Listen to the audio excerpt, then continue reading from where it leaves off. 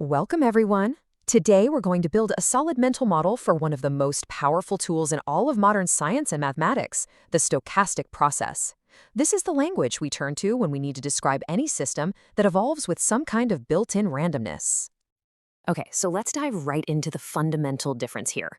On the left, you've got a deterministic system. One starting point leads to one, and only one fixed future path. It's predictable. But on the right, well, that's a stochastic process. From the exact same starting point, randomness just explodes the future into this cloud of potential paths.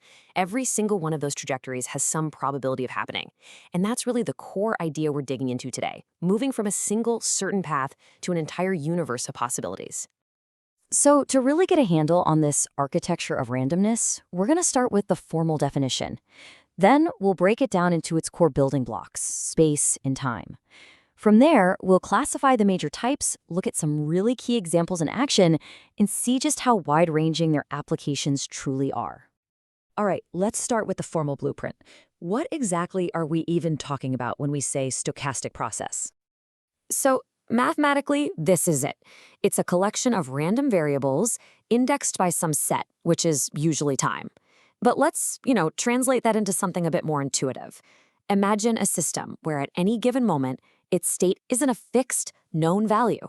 Instead, it's a random variable that's drawn from a whole set of possibilities. It's a dynamic process, for sure, but its evolution is governed by probability, not by certainty. Every single stochastic process is really built on two fundamental axes that give it its structure. You've got its state space and its index set, which, like we said, we often just think of as time. First up is the state space. This answers the what of the process. It's the complete menu of all possible values or states the system can ever be in. That could be a discrete set, right, like integers if you're counting something, or it could be a continuous range, like all the real numbers for something like a stock price. And second is the index set, which answers the when. It dictates the moments we actually look at the process. If we're observing it in distinct steps, say every second or once a day, then our time is discrete. But if we can observe it at any instant, at any point in time, then time is continuous. Now imagine you run the process just once. You watch one specific stock price for a whole day, or you track one particle on its random journey. What you get from that single run is what we call a sample path, or a realization. It's one single, concrete trajectory that's been plucked from that huge cloud of infinite possibilities we saw at the beginning.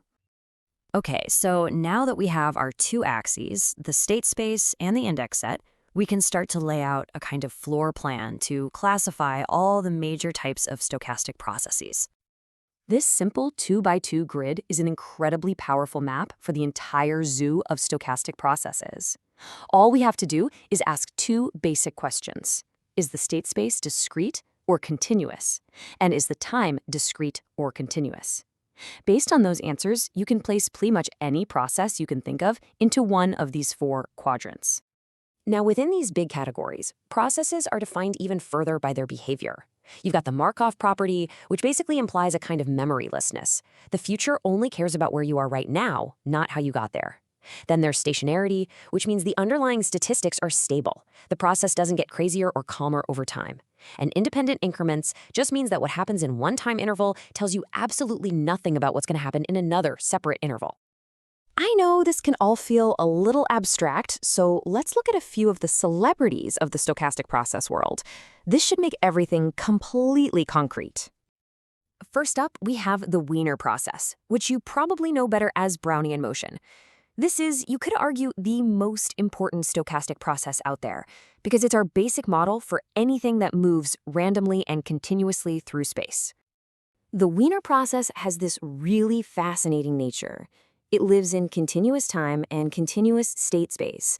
Its paths are always continuous. They never make sudden jumps.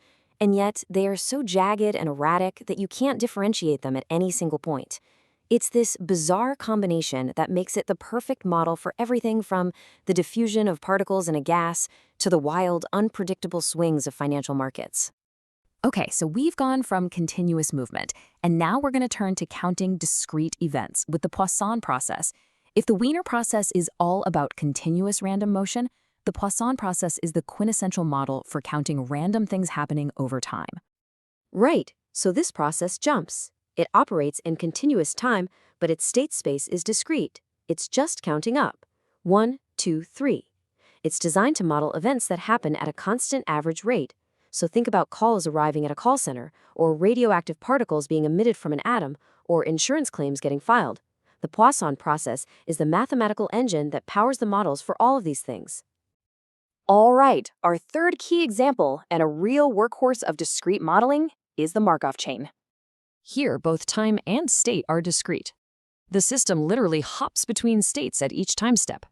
And the absolute key, is that memoryless Markov property. The probability of where you're going to hop next depends only on the state you're in right now. That one simple rule is powerful enough to model Google's PageRank algorithm, predict weather patterns, and even analyze population genetics. It's incredible. The true power of these concepts, of course, is just their unbelievable range of applications. These aren't just mathematical curiosities. They are absolutely fundamental tools across pretty much every scientific and engineering field you can imagine. I mean, just look at this. From modeling the stock market with the Black-Scholes model, to understanding how diseases spread in epidemiology, to designing communication networks that can handle random traffic, and even developing machine learning algorithms like Markov chain Monte Carlo. Stochastic processes give us the essential mathematical framework for a world that is defined by randomness and uncertainty. Of course, it's also really important to acknowledge that there are some deep, theoretical waters that lie just beneath the surface of all these practical applications. You know, analyzing these processes rigorously involves some really deep questions. Like, how can we prove that sample paths will have certain properties, like being continuous? How do we estimate a process's parameters when all we have is a single real-world observation? How do we even guarantee that a process with the properties we want can mathematically exist? And how do we build efficient ways to simulate them on a computer? These are all very active areas of research.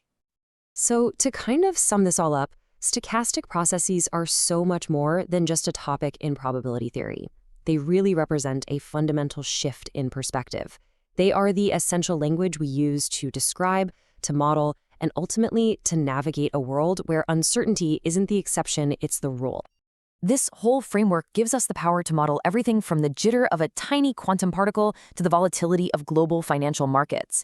It's like having a blueprint for randomness itself. So this leaves us with a pretty fascinating question to ponder.